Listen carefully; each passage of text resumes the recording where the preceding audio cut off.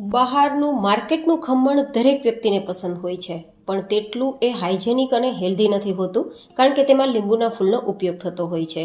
તો આજ ઘરે બહારના ખમણને ટક્કર મારે તેવું એકદમ સ્પોન્જી, ફૂલ જાળીવાળું અને ખાવામાં ખૂબ જ સ્વાદિષ્ટ આપણે ખમણ તૈયાર કરીશું. એ પણ લીંબુના ફૂલનો ઉપયોગ નહીં કરીએ, સોડાનો ઉપયોગ પણ નહીં કરીએ અને એકદમ નવી રીતે 15 મિનિટમાં તમારું ખમણ તૈયાર થઈ જશે. એકદમ ઝંઝટ વગર અને ખૂબ જ સ્વાદિષ્ટ અને એટલું તો હેલ્ધી કે વાત ના પૂછો. તમે જોઈ રહ્યા છો કે કેટલી જાડી પડેલી છે. તો તૈયાર કરીએ નવી રીતે ખમણ ઢોકળા. તો જેમના માટે આપણે બિના ઝંઝટ આ વેરાયટી તૈયાર કરવા માટે સીધું મિક્સર જાર લેશું અને તેમાં 1 ચમચી જેટલી આપણે ખાંડ ઉમેરીશું. મેં થોડી અધકચરી વાટેલી છે, તમે આખી ખાંડ લઈ શકો છો. મેં અહીંયા ટેબલ સ્પૂનના માપથી બધું મેજર કરેલું છે. તમે રેગ્યુલર ચમચીથી જોવો તો 2 ચમચી જેટલી ખાંડ હશે. હવે 1 નાની ચમચી જેટલું નમક ઉમેરીશું. હવે આપણે 2 ચપટી જેટલી હળદર ઉમેરીશું. વધારે હળદરનો ઉપયોગ નથી કરવાનો, નહીં તો આપણા જે ખમણ છે તેના ઉપર રેડ સ્પોટ આવી જશે, લાલ સ્પોટ થવા લાગશે. હવે 2 ચપટી જેટલી હિંગ ઉમેરીશું. હિંગ ઉમેરવી ઓપ્શનલ છે. 1 ચમચી જેટલું તેલ ઉમેરીશું. અહીંયા તેલનું પ્રમાણ 1 જ ચમચી રાખવાનું છે, 1 ટેબલ સ્પૂન. રેગ્યુલર ચમચીથી જોઈએ તો 2 ચમચી જેટલું. જો વધારે તેલ ઉમેરશો ને તો આપણા ખમણ છે તે વચ્ચેથી બેસી જશે. આવું જો તમારે થતું હોય તો તમારે તેલનો ઉપયોગ કરતી વખતે ધ્યાન રાખવાનું, તો તમારું ખમણ પરફેક્ટ થશે, વચ્ચેથી નહીં બેસે.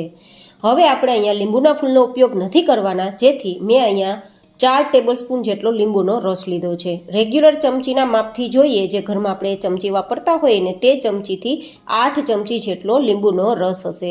જનરલી બહારના ખમણમાં લીંબુના ફૂલનો ઉપયોગ થતો હોય છે, જે ખૂબ જ નુકસાન કરતા હોય છે.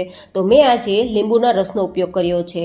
તમને લાગશે કે આટલો લીંબુના રસથી ખમણ ખાટું નહીં થઈ જાય? બિલકુલ ખાટું નહીં થાય, કારણ કે લીંબુનો રસ છે તે ફર્મેન્ટેશનનું કામ કરશે અને આમ પણ ખમણ થોડું ખટાશવાળું જ હોય છે, પણ લીંબુના ફૂલ કરતાં ઓછું ખાટું થશે. હવે આપણા ખમણને વધારે સ્વાદિષ્ટ બનાવવા માટે 2 નંગ જેટલા મરચાના ટુકડા અને 2-3 ઇંચ જેટલા આદુના ટુકડા ઉમેરી દઈશું અને એકવાર તેને પીસી લેશું, જેથી મરચા, આદુ બધું ગ્રાઇન્ડ થઈ જાય, લીંબુનો રસ, ખાંડ, મીઠું આ બધું એકદમ મિક્સ થઈ જાય. તો હવે આ મિશ્રણને મિક્સ કર્યા બાદ 1 કપ જેટલો અને ગ્રામમાં જોઈએ તો 100 થી 120 ગ્રામ જેટલો ચણાનો લોટ લીધો છે. અહીંયા ચણાનો લોટ ચાળવાની પણ ઝંઝટ કરવાની જરૂર નથી, કારણ કે આ બધી જ વસ્તુ ગાંઠા વગરની તૈયાર થશે. હવે જે કપથી ચણાનો લોટ લીધો છે ને તેના ચોથા ભાગનું પાણી ઉમેરવાનું છે. જરૂર મુજબ જ પાણી ઉમેરવાનું, પહેલાં ઓછું ઉમેરવાનું, પછી જરૂર લાગે તો થોડું 1-2 ચમચી ઉમેરી શકો છો. પણ જો વધારે પાણી ઉમેરશો ને તો કન્સિસ્ટન્સી પોરિંગ આવવા લાગશે. આપણે રિબિન કન્સિસ્ટન્સી વાળું બેટર તૈયાર કરવાનું છે. તમે જોઈ શકો છો બેટર એકદમ પરફેક્ટ છે.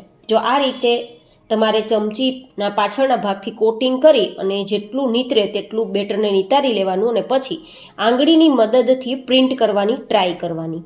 જો હું તમને બતાવી દઉં છું, પહેલાં બધું નીતરી ગયું છે અને આ રીતે કોટિંગ કરતાં એકદમ જાડું લેયર જેવું થઈ જાય છે, કોટિંગ થઈ જાય છે. બસ આટલું પરફેક્ટ આપણું બેટર હોવું જોઈએ. આટલું પરફેક્ટ હોય તો વધુ પાણી ઉમેરવાની જરૂર નથી. હવે તેને ઢાંકીને 5 મિનિટ માટે સેટ થવા છોડી દઈશું. એ 5 મિનિટ સેટ થાય ત્યાં સુધીમાં આપણે આ પ્રોસેસ કરી લઈએ, જેથી ફટાફટ ખમણ તૈયાર થાય. તો જેમના માટે એક સ્ટીમર કુકરમાં પાણી ગરમ થવા માટે રાખ્યું છે, તેને ઉકાળવાનું છે. તો હાઈ ગેસની ફ્લેમ પર તેને ઉકળવા છોડી દઈશું. હવે આપણે સ્ટીમર પ્લેટને તેલથી ચીકણી કરી લઈએ.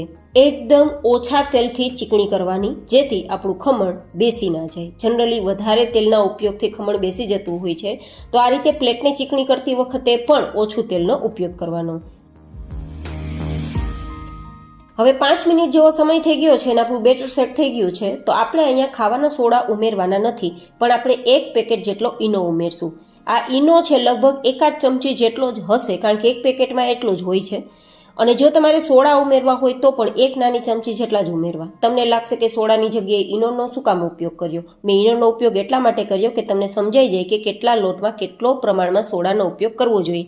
જનરલી નાની મોટી ચમચીના કારણે સોડાનો ઉપયોગ વધઘટ થાય છે અને પરિણામે ખમણ છે તેના ઉપર લાલ સ્પોટ આવવા લાગે છે અને પરફેક્ટ નથી બનતું. તો આ પરફેક્ટ મેજરમેન્ટ માટે મેં ઈનોનો ઉપયોગ કર્યો છે.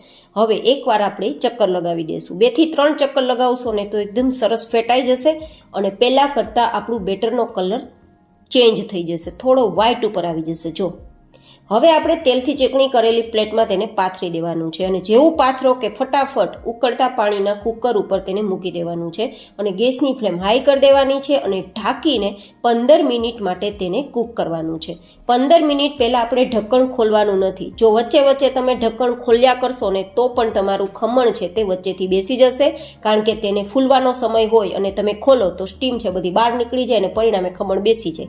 તો આ ભૂલ કરવાની નથી. 15 મિનિટ પછી જ આપણે કુકરનું ઢક્કણ ખોલવાનું છે, ત્યાં સુધી થવા દેવાનું અને ગેસની ફ્લેમ હાઈ રાખવાની.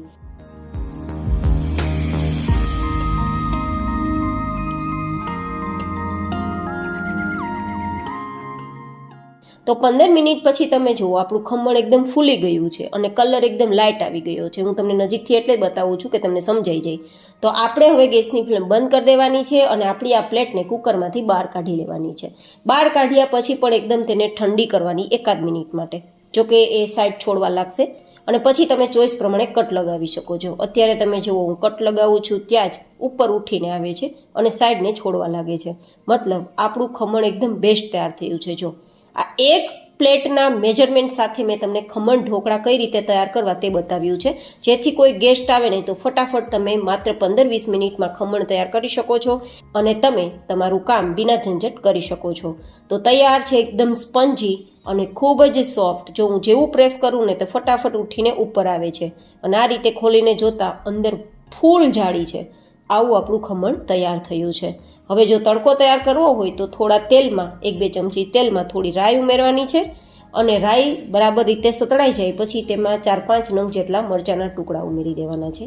મરચાં છે જનરલી ઉડે છે તો થોડી વાર માટે ઢાંકી દેવું અને લગભગ 6-7 ચમચી જેટલું પાણી ઉમેરવાનું.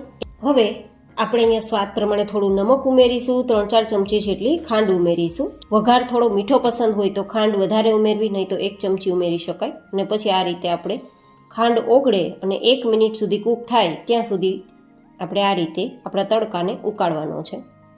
ખાંડ છે તેની ચાસણી ના બની જાય તે ખાસ જોવાનું. થોડું 1-8 મિનિટ માટે કૂક થાય અને થોડી આપણું પાણી તેલની જેમ ચીકણું થવા લાગે ને ત્યાં સુધી કરવાનું. તો 2-3 મિનિટમાં થઈ જ જશે.